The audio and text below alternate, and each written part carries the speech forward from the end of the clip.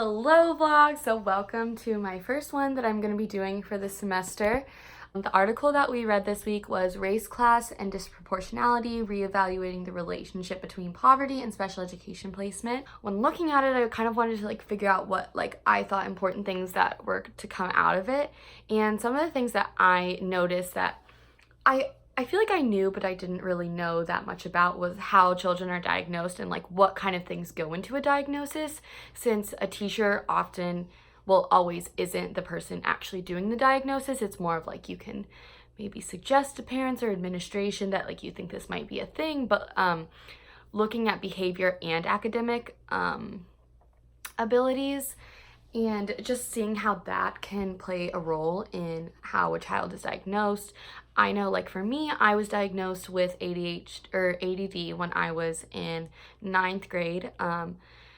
And I just think about if I would have had any behavioral problems, I wonder how that diagnosis would have changed, and kind of just how some students, even if they just have a behavioral problem, how that could affect a diagnosis that they would be given whether or not they actually have a behavioral disorder or a mental illness.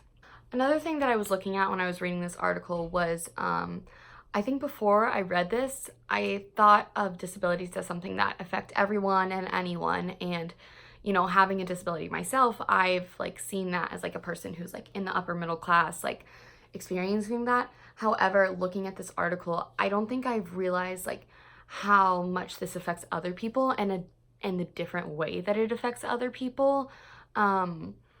I still think it's true that disabilities are everywhere and anywhere, but looking at how it affects the person, depending on their socioeconomic status or the family and the support that they have, is very different. I know that since I had my parents to help me, they were able to find ways to get tutors and to get academic counselors to kind of help find ways to keep me on track and staying at the place that I should with my academics. But that was a complete privilege for me to be able to have. And thinking about students who may not even have the ability to get diagnosed, because we specifically went to a learning center to kind of figure out why I had been struggling so much with school. And so it was really interesting to think about what kind of privilege that I realized I had, and how different my life would have been if I hadn't have had that.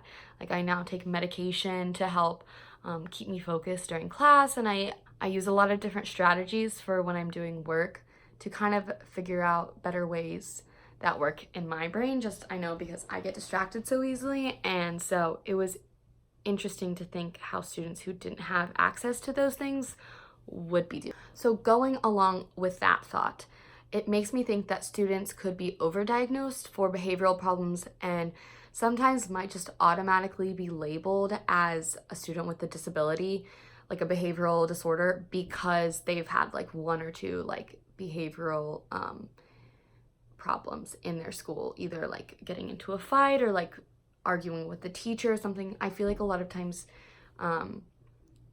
as teachers and even sometimes administration just looks at the problem face on rather than kind of digging deeper to see what actually might be happening. And so it makes me wonder if if students are overdiagnosed with these things just because it's easier to put a label on it. And I feel in general, as people, we always want to just be able to say, this is what this is, and this is autism, this is ADD, this is ADHD, and just put a label on it to make ourselves feel better and we know what we're dealing with.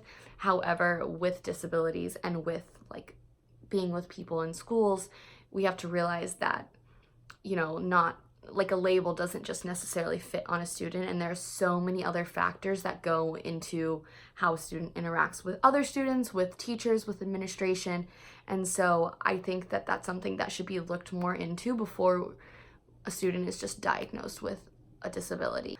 Similarly, any student who is different in any way, whether that be because of a disability, because of their race, because of their socioeconomic status, anything, I feel is not respected and given the same expectations as a white, wealthy, upper middle class student would be.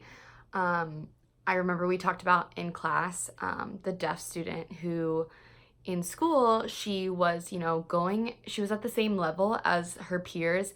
However, she was still struggling, but since she was maintaining like the same average grades that everyone else was, they didn't put time and effort into helping her grow and succeed in a way that would have been more beneficial for her learning.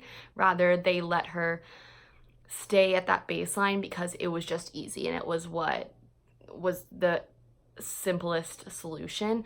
And a lot of times students with disabilities, like, they're thought of as having a disability, and so as long as they're reaching the minimum, they're not expected to go above and beyond, when so many students have huge abilities that we just don't even think about and we don't even allow them to get to because it's easy not to. We put this label of and this stigma on students with disabilities that they're different, they can't do everything we can do, rather than saying like, oh, what's a different thing that they can do that I can't do, or what's a cool way that they live their life that I should look into.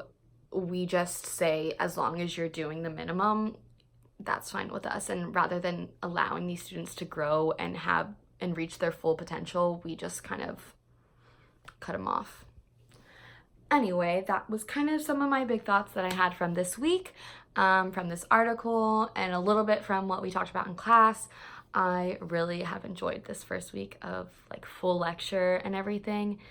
I think it's really changing my mind and kind of opening me up to seeing different sides of special education, when I feel like I've come from this very, I feel like I have a lot of knowledge about special education, but seeing different sides of it and like kind of playing devil's advocate with myself and with other people in the class has really kind of taught me different ways to look at things, and there's no one right way, which is the one thing that I think I've always thought about special education. There's no one right way to do things, but finding different ways to look at things and finding different ways to strategize is a really great way to make sure that we're benefiting all students. So yeah, hope you liked my vlog. I'll see you next week. Bye!